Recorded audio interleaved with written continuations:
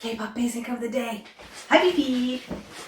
Let's go. Toes in towards each other, knees in towards each other. We're going to the left first. So lift the left toe, lift the right heel, push towards the left, and drop. Same thing to get back. Lift the left toe, lift the right heel, push him back, and drop.